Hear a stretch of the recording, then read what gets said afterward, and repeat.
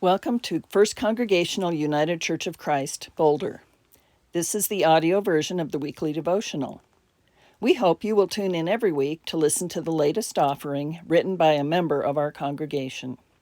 Also, feel free to check out our YouTube channel to watch First Cong's Sunday church services. Thank you. Coming Together, a Stewardship Devotional by Tom Lounsbury. A quote from Matthew: "For where 2 or 3 are gathered together in my name, there am I in the midst of them."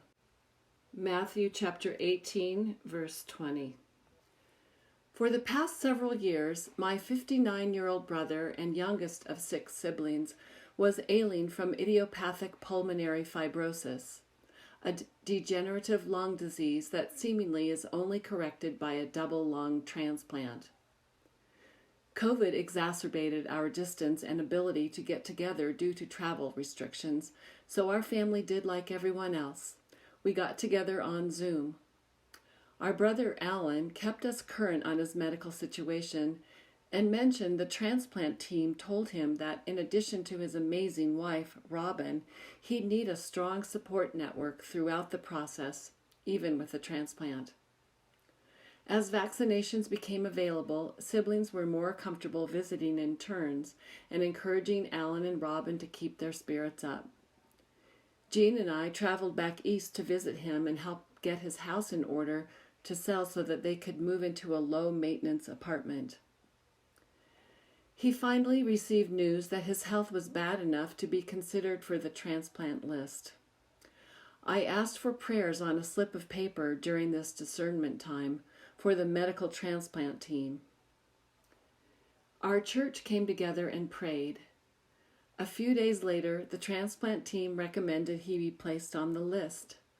Thank you for your prayers. We then learned it was up to the insurance company to sign off on covering the procedure costs, that he would not be put on the list formally until then. After months of further physical decline, they notified him that he was denied treatment, saying the transplant facility was now somehow out of network. Throughout this time, family and friends stepped up their visits. The church community Alan and Robin are heavily involved with continued their prayers and support, and our church community and friends offered their prayers and support as well. Eventually, the insurance company did settle on another transplant center where he could try all over again, if only he'd lived that long. After additional batteries of tests and file transfers, the new transplant team completed their evaluation and formally placed him on their transplant list. Miraculously, once on the list, he was called within 2 days for a transplant opportunity.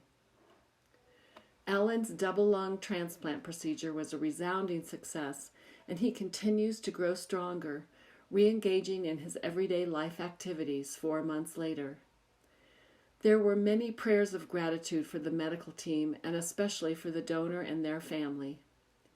He often expresses how the support and love he and his wife received during the past few years through their family, friends, and church communities gave him hope and pulled him through this challenging time.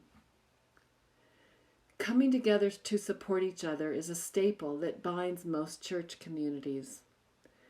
This experience with my brother is a powerful reminder of how lives are impacted from unwavering support.